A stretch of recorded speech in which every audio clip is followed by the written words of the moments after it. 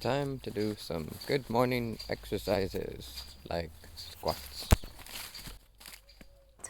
Because some of the military out in the field have been able to avoid IEDs, explosive devices, improvised explosive devices. And so when they asked them, how did you know not to go this way? I had a feeling. And so even if you can't articulate it, even if you don't understand it, if you feel it, follow it. I'm Lisa Bilyeu, and I went from housewife to co-founder of the billion-dollar company Quest Nutrition, and now president of Impact Theory. Our mission with this show is to empower you and all women to recognize that you really can become the hero of your own life. Welcome to Women of Impact.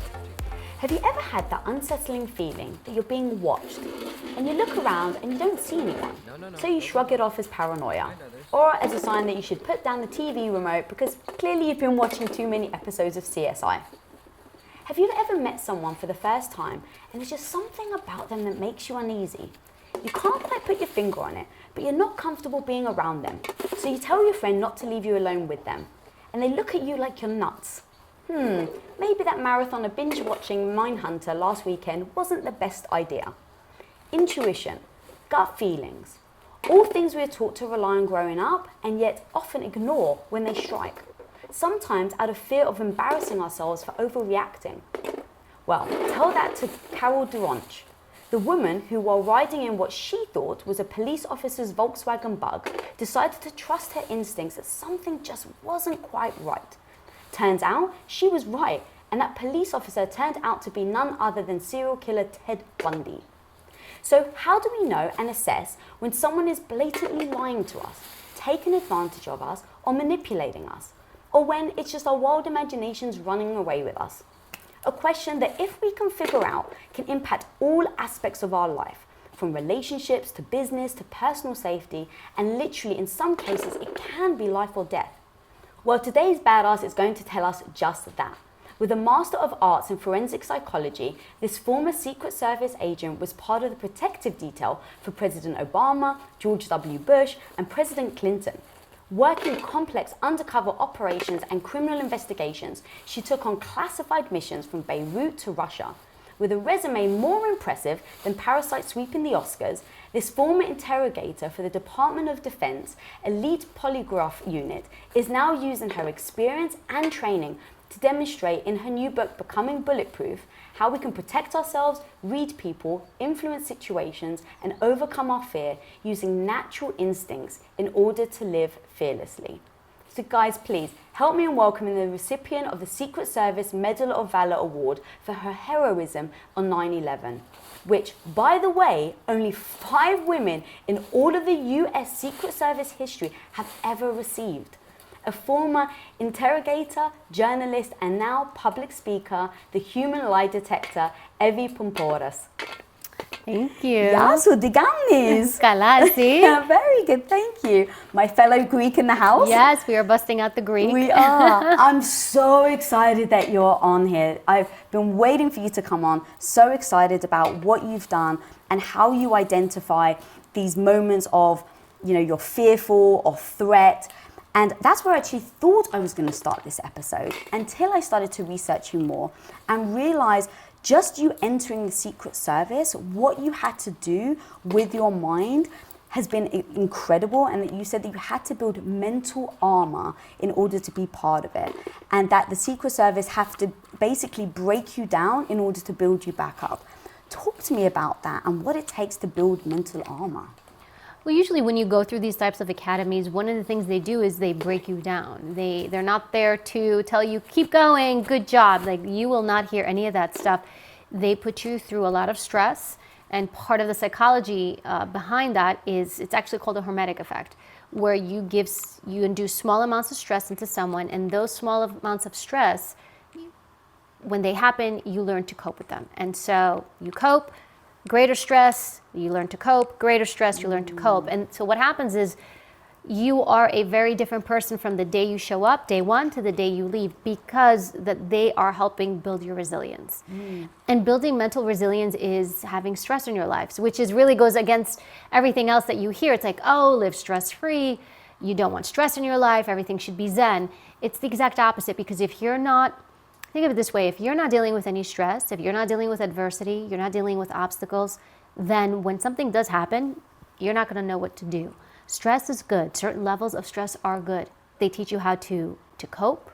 They teach you how to problem solve. They teach you how to fail and then to do better the next time.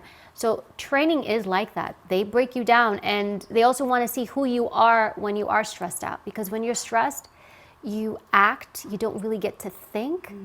And a big part of that is you want to see somebody's true nature, stress them out and see who they are. You know, people, it'll tell you a lot about somebody when they're not actually thinking about, what do I do here? And can you think under stress? Not everybody can.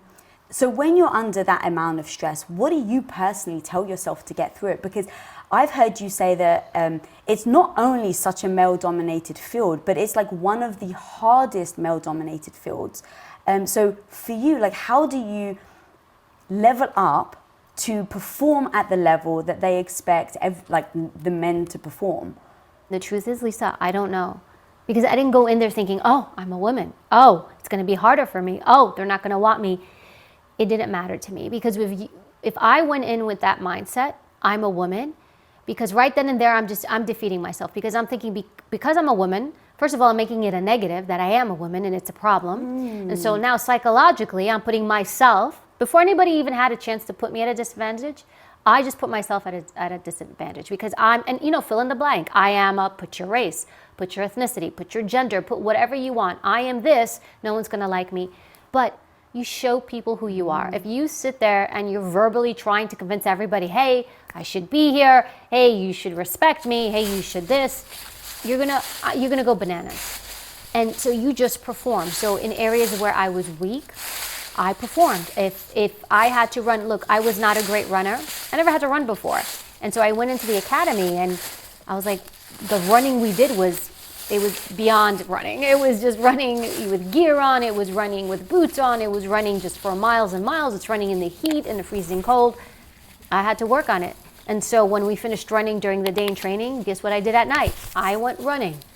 And so there's this level of psychology. It's like I was there. I had earned my place there, and I was staying. I wasn't going anywhere. So beyond that, we have so much power. We don't realize, and we think that when we hear this noise or chatter around us, it's up to you how much you let it penetrate you.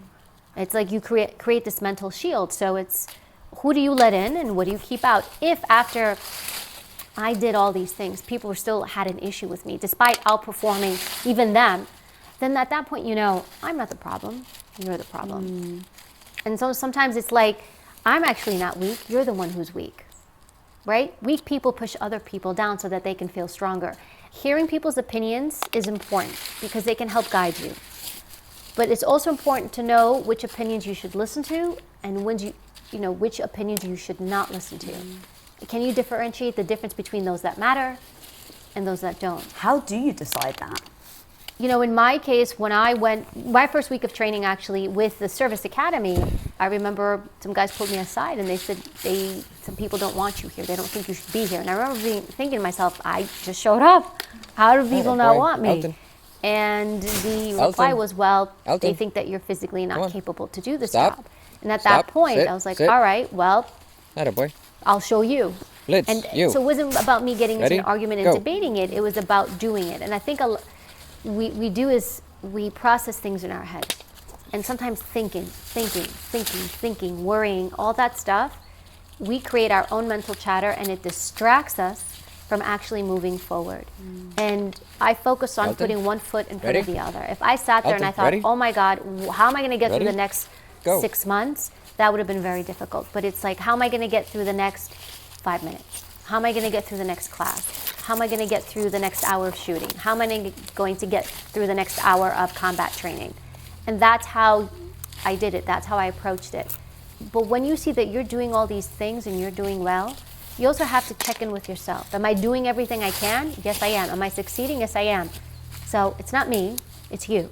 But if I'm falling short, if I'm not running at night, if I'm not training hard at night, and I just show up there waiting for people to accept me, well then, now it's me. And so a lot of it is self-assessment. It's 50% you, and then it's 50% the other person. but you really have to be honest with yourself. If you're blaming everybody outside of you for what's going wrong, for what's happening, for why this, why that, this person doesn't like me, this person doesn't respect me. If you're so focused on that person, you're not looking at you. God, I love everything you just said. Like, I'm such a believer of like, be so good they can't ignore you. Like concentrating on yourself, being so good at what you're doing that everyone around you literally cannot ignore you because you're that good. And so proving it, I absolutely love that, absolutely resonates with me. And I love the way you said is like earning respect. You can't persuade someone to give you respect. You have to earn You it. can't make people respect you. Right. Respect is a gift. If somebody wants to give it to you, they will. And if they don't, they don't. And I think there's something freeing in that, and knowing that I do everything I needed to do, I'm letting it go. If you want to respect me, you can. And if you don't want to give it, that's fine too. You can't force it. And in some sense, you don't need it. Oh. You don't need it. So when you walked into, let's say, interrogation rooms, is respect even on the table? Is that something that is important in those moments? So it's interesting because before I became an interrogator, I didn't want to become one. It was a polygraph examiner, and my job was to step in and get confessions from people for cases where we had a difficulty, we didn't have enough proof, or the person wasn't confessing, and this person would get away with a crime. And initially I didn't want to be an interrogator. I thought, who's going to talk to me? They're going to see me, they're going to high five themselves and be like, oh, this is going to be easy. And I'm happy in this situation that the senior examiner believed in me more than I believed in myself. And he's like, you will be good at this because no one's going to see you coming. No one's going to see it coming. They're going to underestimate you. Right. And that's a positive thing. And, and I was like, well, how am I going to get people to respect me in the room? What if I have an issue? And one of the things he also told me is like, don't force it. Command respect. So we would do simple things like, hi, how are you? Evy, nice to meet you. Have a seat. I'd show you where to sit. It was my room. I'd have a maneuver where, for example, like my chair had wheels on it. The person's chair whom I was interviewing didn't have wheels on it. The psychology behind that was, I can move around. This is my room. You're stuck in that chair. And so there are certain little things that I could do to show you I was in charge rather than tell you I was in charge. One of the things they warned me about, they said, don't tell people that you're the boss. I'm the boss. I'm the authority. You listen to me. The minute those words come out of your mouth, you just did the exact opposite. You just lost all credibility. When you have to tell somebody you're the boss, do you think they don't know you're the boss? If I said to the person, hey, I'm the special agent, do you think they didn't know they were sitting across from a special agent? And so it takes away from you. And so it's less this and more showing through action. How do you carry yourself? How do you walk into a room? How do you speak? How do you project your voice?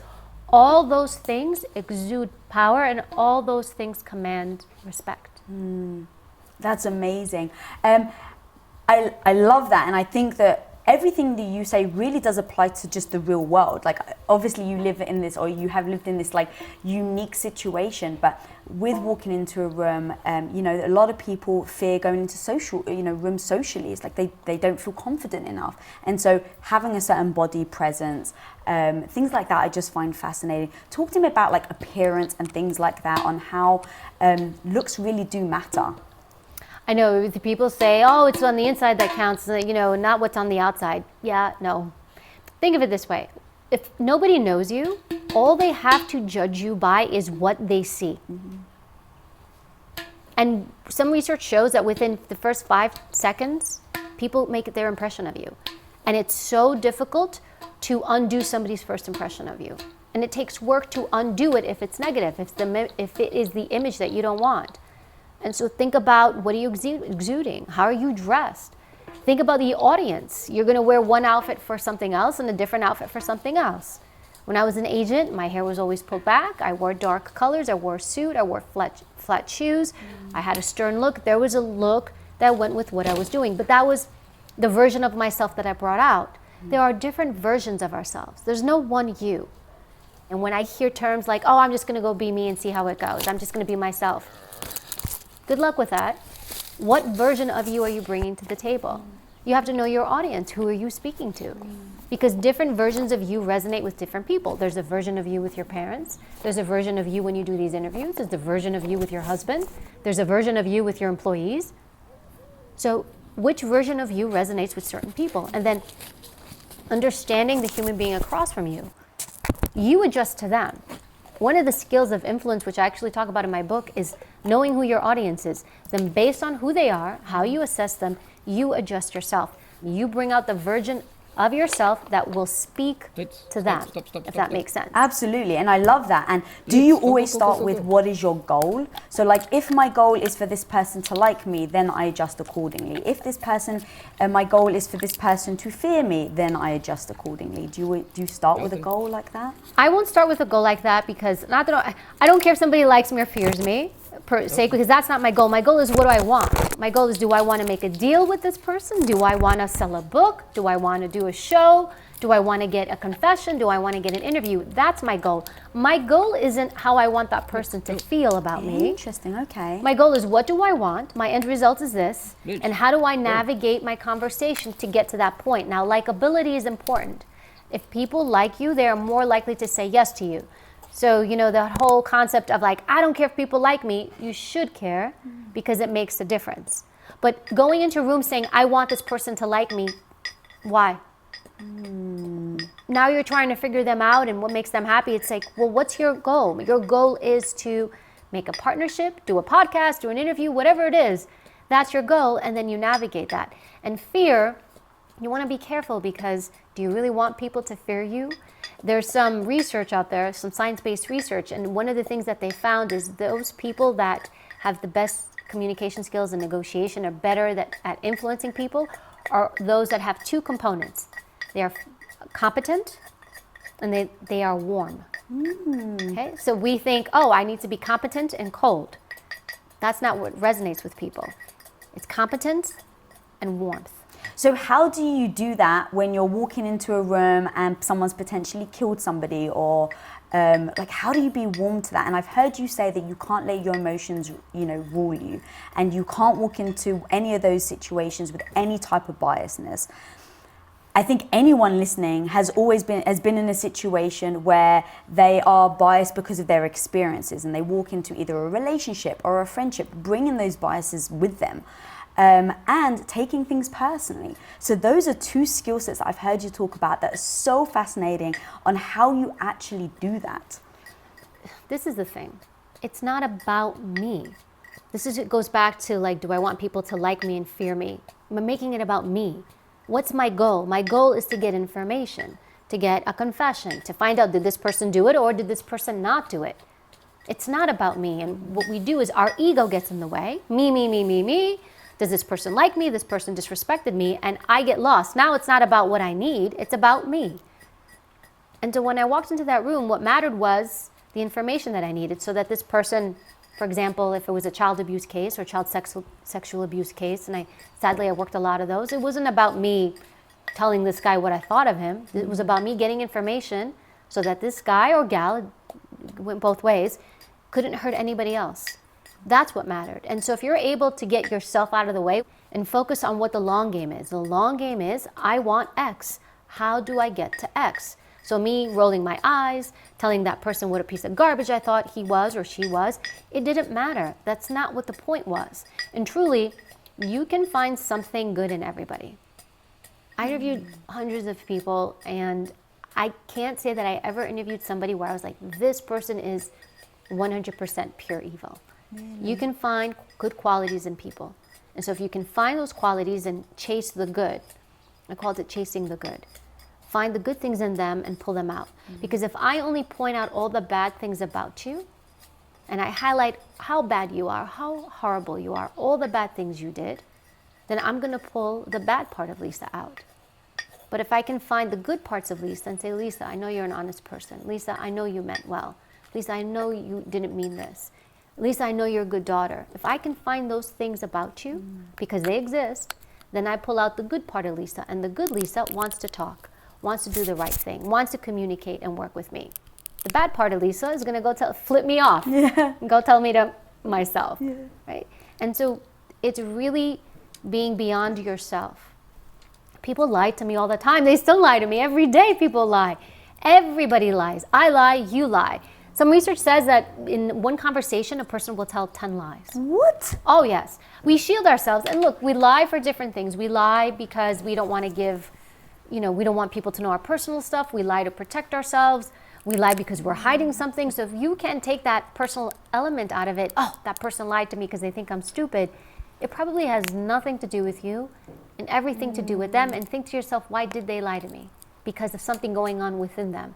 And if you can flip it around and not take it personal, you'll be able to see what the big picture is. Short picture, short run, you hurt my feelings. Big picture, I want X, how do I get to X? God, I love that. Have you always naturally been like that? Because sometimes, at least in the past, and I've really worked on this, my emotions almost just take over without me being able to control them. And so in an effort to control them, I may walk away from a situation, take a deep breath, things like that.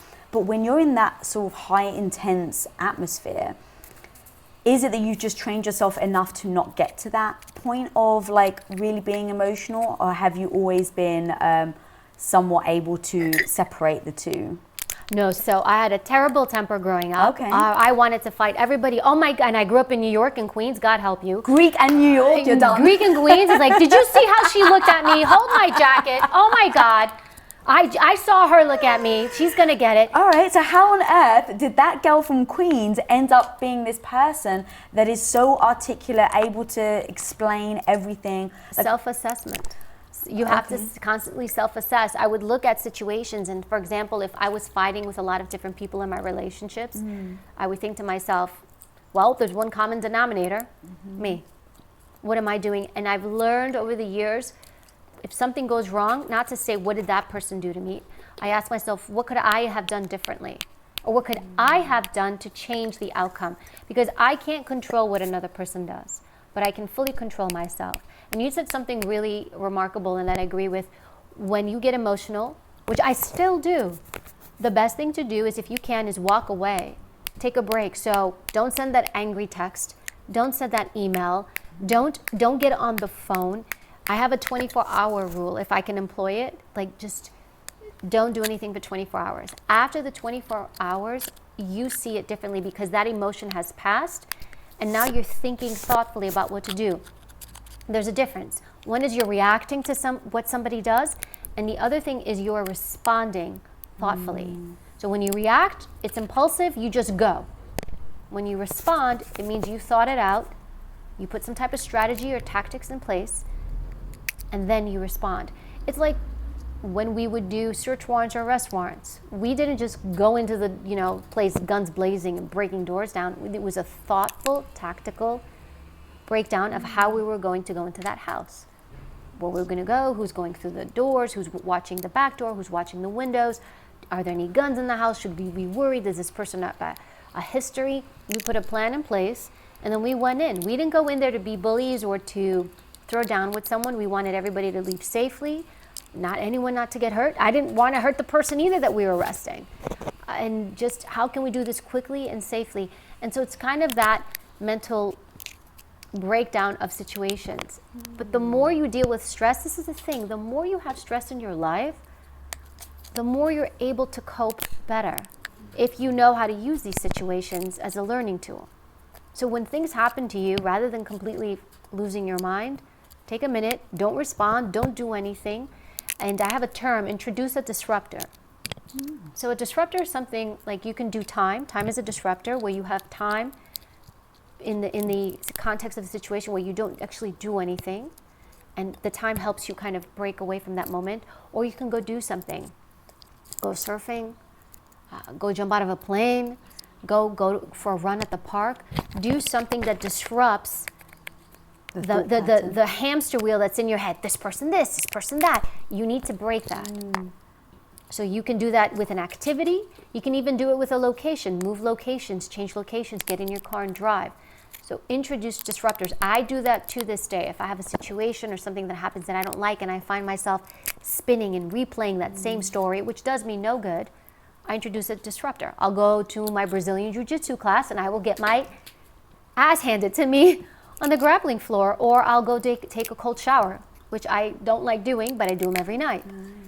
So I will do something that alters my mindset. Wow, I love that.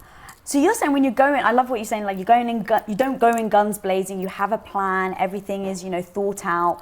In those moments, what happens? I want to go to talk about like intuition and gut, because are there moments where you're in that situation and you've got a gut feeling about something, but you don't necessarily have any proof?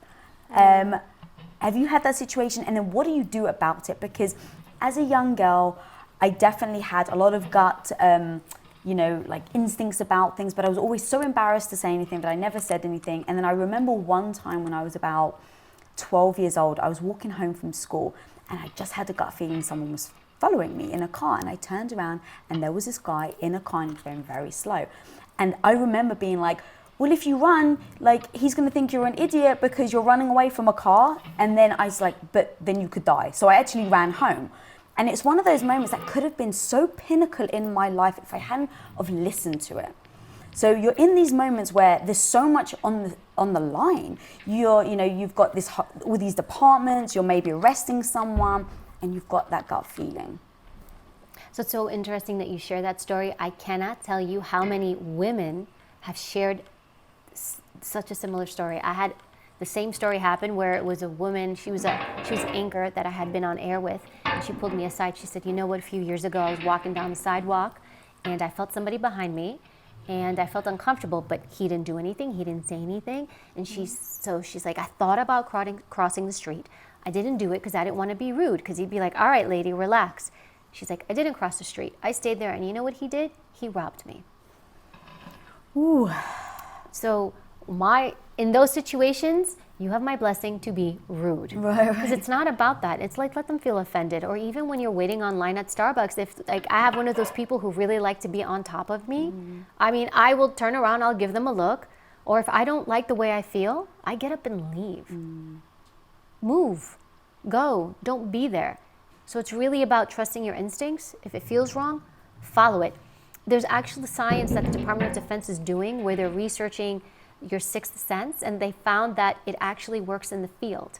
And they've been investing money into it to see how you can enhance that, because some of the military out in the field have been able to avoid IEDs, explosive devices, improvised explosive devices. And so when they asked them, how did you know not to go this way? I had a feeling. And so even if you can't articulate it, even if you don't understand it, if you feel it, follow it. There is a point where you have to trust in yourself. It's there for a reason. Trust yourself. If you're wrong, you're wrong. Is that a good enough reason? So let's say you've protected so many presidents now. Have you had moments where you just had a gut feeling? And if so, do you then follow it through? What does that look like? Well, how that would work is there's a lot of plan and preparation. So the part that you see the agents walking around, the protectee, the president, whoever it is, that's nothing. The planning and preparation that would go into the proactive element to securing something, going to a place, that is 80% of it. And so by the time you get there, you're pretty solid, but you've got a plan A and a plan B and a plan C for when things break bad. And if you see something that doesn't feel right, you notify the other people, hey, this looks off. What do you think? What do you think? And then collectively we make that decision. But again, if you're prepared, and this isn't just in protection and security, in anything, the more prepared you are, the more you've done your homework, the more you know about your stuff, you walk in not only confident, but super aware. And when things go wrong, you can pivot. If you're not prepared and if you haven't done the work, if you're not proactive, when things go wrong, what do? You lose your mind. You freeze. You don't know what to do. And so there's so much of that element, but we put so much work, so much strategic, so much training, so much emphasis on preparing for securing a place, securing the person, and then the what if. None of us had this delusion, oh my God, I put everything in place, it's going to be perfect. Right. Despite all the manpower, all the research, we knew that something could go wrong. No, I could never say to anybody, I 100% tell you that this person's going to be safe. I can guarantee it. I can't. But what I can guarantee is all the stuff I'm going to do. And that if something does happen, I'm going to respond quickly, swiftly, thoughtfully, violently, whatever I need to do. That was amazing. In your business, I assume that you get confronted a lot. I've heard you talk about confrontation. Most people battle it and try to fight it off, but you say welcome it. Can you talk to me a little bit about it? Yes. So I have a lot of folks who come up to me, what do I do? This person's confronting me, I'm nervous, and I don't like to fight, and some people don't like confrontation. But what happens is when we go out of our way to avoid confrontation, it ends up hurting us in the end. We end up stifling our voices, we end up suffering, we end up dealing with people and things and situations where we don't speak, and it's so much worse for us, not just mentally, physically, health-wise, it just demolishes you. And so embracing confrontation is a mindset that I took on, that it's like you can disagree with someone, and it doesn't have to be a full brawl. Right. You can articulate to somebody, say, I hear you, I disagree with you with this, and this is why. Here's my perception of that. So there's a way to disagree with someone. And if they escalate, let them escalate. If they scream, let them scream. You sit in your chair, you stay calm and collected, you remain professional, you let them become the fool. You don't have to mimic that. Sometimes going back to what I used to do in the interview room, I would have people, they did not want to talk to me. They hated me simply because of what I represented. I represented law enforcement. And so from that moment, I'd walk into a room and people would be rude to me, scream at me, yell at me, call me names. What do? Do I reciprocate? Or do I sit back and I wait? I let them vent. And you know what? 10 minutes later, 15 minutes later, 20 minutes later, they're done. They're tired. They got out of their system. And now we can have a conversation. I love that so much. Don't be afraid of it. So what? Somebody yells at you and somebody confronts you, and embrace it. Look at it like, all right, what's up? Let's go. And I have to give my husband kudos for this, because anytime the situation and there's something, I'm like, hey, this could get confrontational. He's like, yeah. He's like, I love it. Because he looks at it almost like a puzzle, like a master. He's like, how are we going to move this person? How are we going to maneuver them from here to here? And look at it as a challenge. Don't look at it as a negative thing. And you're going to have people confront you, but at the same time, you should be able to confront people about things that you don't feel right about in your life. Don't sit there and swallow it. Also, yeah, let's talk about that. How do you do that? Because typically when people go to confront other people, it's like, all right, there's going to be a battle here. They're going to get their walls up. But I've heard you talk so eloquently about the words you use and how you are able to confront people without it feeling like you're being combative. What are the tricks there? Because right. I love this. Well, don't take it personal, and don't talk to people like they're garbage. Don't sit there and yell at people. If you yell at people and talk to them like garbage, you're going to get garbage. And so if I want information, if I'm trying to get something from you, or I want to be able to understand what you're thinking, I'm going to speak to you in a way that you understand. But I will approach you one at a time when I am not angry, because there are moments where I'm like, I can't speak to this person. I will not speak to this person. I need to calm down. I need to think clearly. And when I get in the right mindset, then I'll figure out how to speak to you. So let's say you're dealing with somebody who's being dishonest, and they've been lying to you. Well, one thing to think about is when you approach them, you don't want to say, hey, I know you've been lying to me, and this is how I know. Think of it this way. Who likes to be called a liar? No one. No one likes to be called a liar. So what you can say is like, hey, Lisa, look, I feel that there's some, you're not being truthful with me about everything. There's some things that you're holding back, and I really want this relationship to work. So I'm hoping we can have an honest conversation, an open, dialogue, and just really kind of get to the bottom of what's going on. It'd really, really be important to me.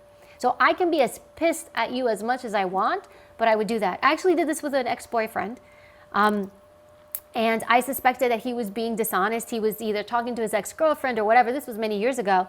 Do you think I was livid? I was furious, but I needed to know what was going on. I was like, I need to know. I can't spend time with this person. And so I put on my non-confrontational, I'm going to talk to you nicely hat, and I put on my interviewer hat, and I said, and I just began talking to him nicely. Oh, tell me about your last relationship. Wow, it sounds like it was really important to you. What was it like? That must have been hard to break up. Do you really think I want to hear about her? No, I did not.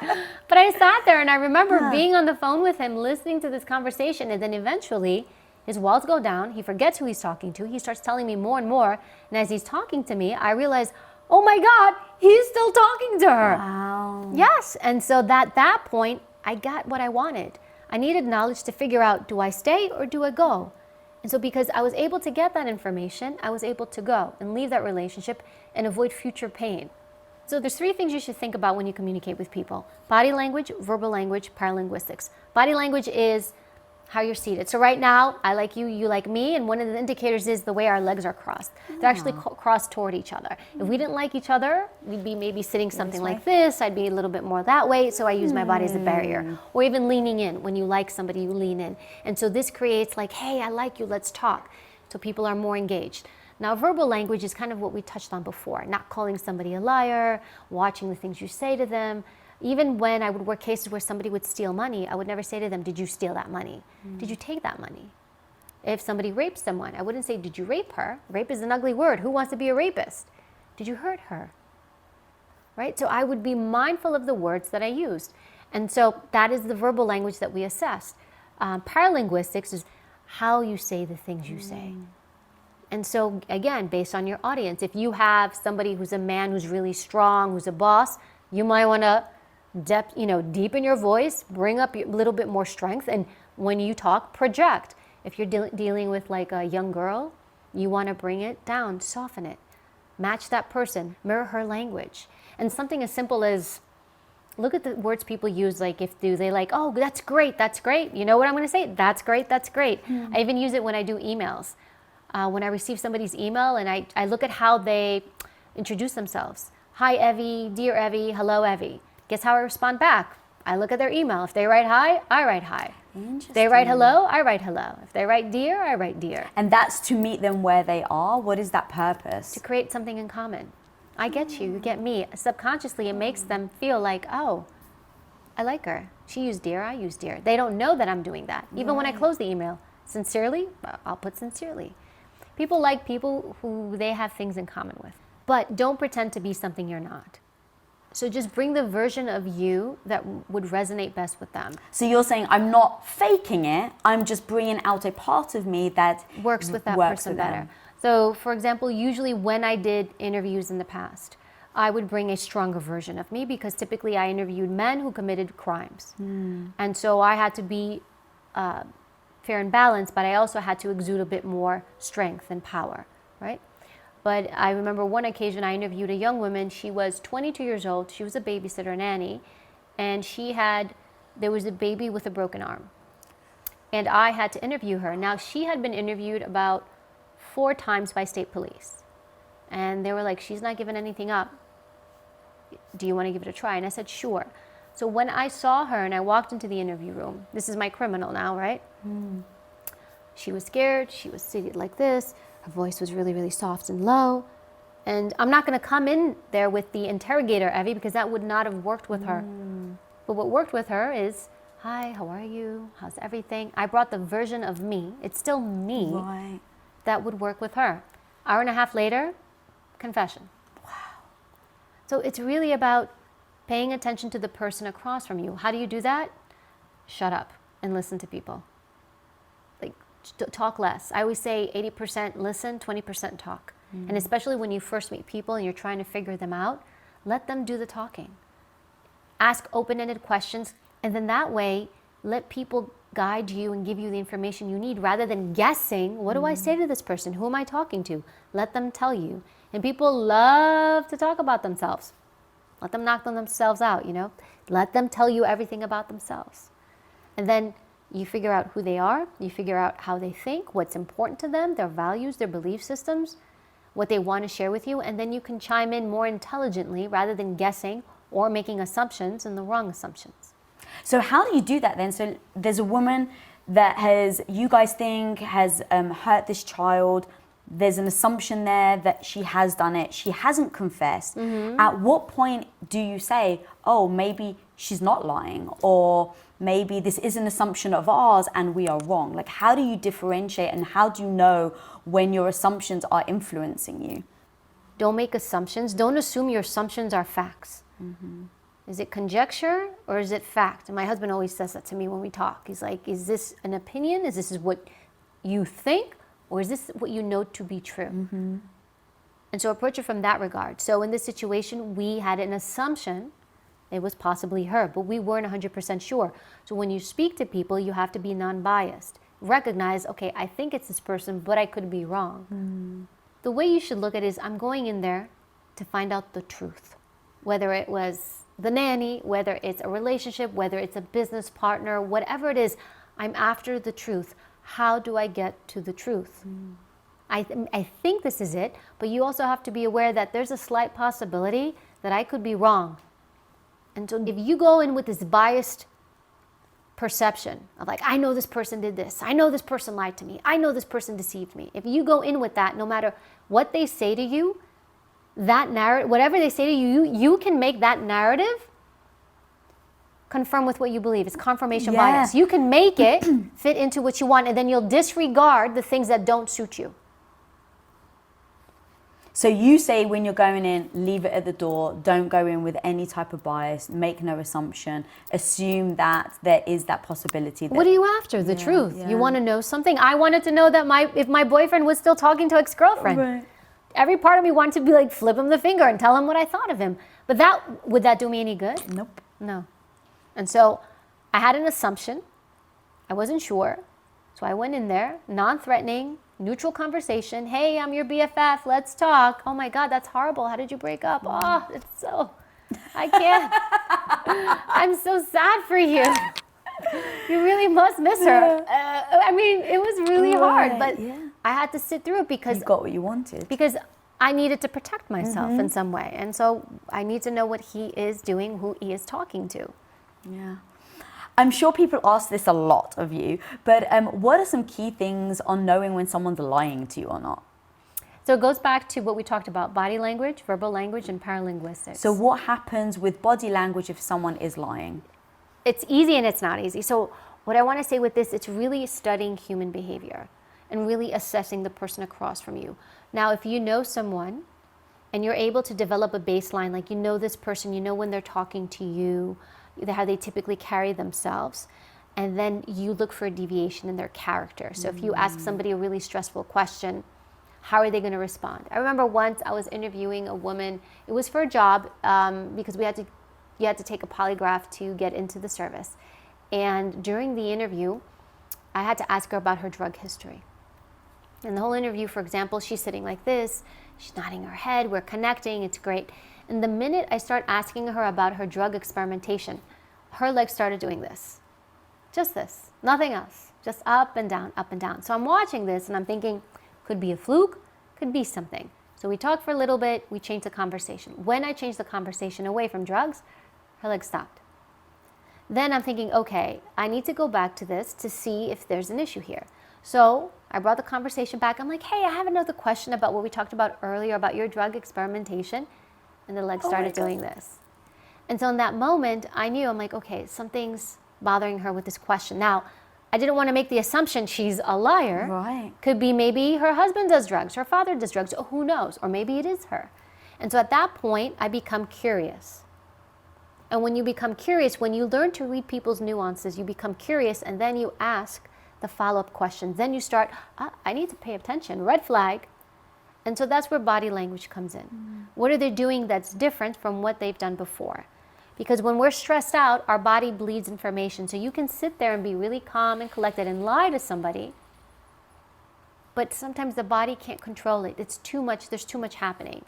And there's also this concept about eye contact. Look me in the eyes and tell me the truth, right? I can look you in the eyes all day long and lie.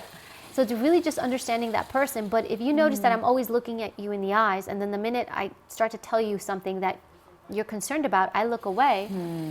Now you're like, why did she just look away? This whole time she's looking at me in the eyes. I ask her this difficult question. Now she shifts her gaze. So you're looking at the difference. What changed in me? And now with language, there's also things to look at in language. Just a lot of times it has to do with paying attention. So if I say to you, Lisa, what time did you get home last night? And you say to me, well, I usually get home around 6. Did you answer the question? But you'd be surprised how many people will let that go and they will move on. I didn't ask you what time you usually get home. I asked you what time did you get home last night. Because people are trying to avoid lying directly. Is that why they do it? And yes. They hope that it slips through the cracks. It does. Well, look, we all know it's wrong to lie. So we don't like lying. So the most popular way we lie is through omission. We will leave something out. We will be vague in our language. And so we really want to listen to the language. Are people answering your question? When you ask a question, do they respond back with a question? Who, me? Are you talking to me? It could be a stalling tactic. Yes, it's me. There's nobody else in the room. It's just you and I. Who else would be asking you? And so listening to the language that people use. Also, another indicator is usually when we speak, we'll say I feel this way, I this, I went here, I that, I. What you'll tend to see in verbal language is somebody who doesn't use I. It means that there's a lack of commitment, that they're telling you something but they're not committed to it. So think of this sentence. If I say to you, miss you, love you, can't wait to see you. Okay. I miss you. I love you. I can't wait to see you. There's more of a commitment on that latter one. So you can possibly assume, again, assumption, that the first person really doesn't miss you all that much, really doesn't love you all that much, doesn't care whether they see you. And so there's so many clues in the things we say. Then also how we say them. You know, do people speak with conviction? Are they vague? So when it comes to deception, people who lie are typically vague, because when you're lying, there's so much more you have to remember. They won't be as detailed. Wow. Yes, I wrote a whole book. That was fire, girl. And everything is in the book that they can find. Everything you just broke down. There's so much stuff, but it's all great stuff. And it's all the little things. Like, there's no gimmick. There's no, like, here, just do these 3 steps and you will know. Yeah. It's really understanding people, studying human behavior. Look, I'm fascinated by people. And everyone's unique and everybody's different. And so you want to learn people, understand people. And the more curious you are about people, the more you'll be able to read them and think what matters to this person.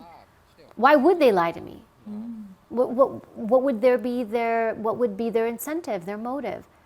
And that's where empathy comes in. Using empathy to understand somebody else's perspective. See the world not through your eyes, through their eyes. And even something simple as when I would do interviews with people, I would sit in the chair the person I would be interviewing in would sit. Because I wanted to see, what does it feel like to sit in this chair? Where are they looking? What are they staring at? Is there a window? Is there a clock? Are they distracted by something? What does it feel like? So talk to people not the way you want to be spoken to, but the way they want to be spoken to, a way that resonates with them. And how do you do that? By talking less and listening more, because they will give you clues and insight to who they are. Ooh, girl, that was fire. That was amazing. And I think I know the answer to this question because I think you just answered it, but what is your superpower? Gosh, my superpower. I fail a lot. You fail a lot? Yeah. Failure is my superpower. The more I fail, the more resilient I become, and the less afraid I am of it. Failure is my superpower. I love that. And where can people find you and your new book and your show that you're on and everything that you're doing? So Spy Games is every Monday night on Bravo. It's 10 p.m. Eastern and Pacific, and then 9 p.m. Central. And then my book is called Becoming Bulletproof. And honestly, like, all the stuff we talked about, it's in there. And I just took everything that I learned, that I was privileged to be in the White House, to be around these extraordinary people, to go through all this training. And my mindset was, how do I help people? How do I serve people? I don't want to write a book about me. I wanted to write a book that people could take and use in their everyday lives, because all that stuff I use today with everything in relationships. And we're so vulnerable, and there's so many things that go on around us. Like, how do we protect ourselves? Not just physically, but mentally, and from people. You know, even people that don't mean to harm us, harm us. And so how do you navigate that world? So it's Becoming Bulletproof. You can get it on Amazon.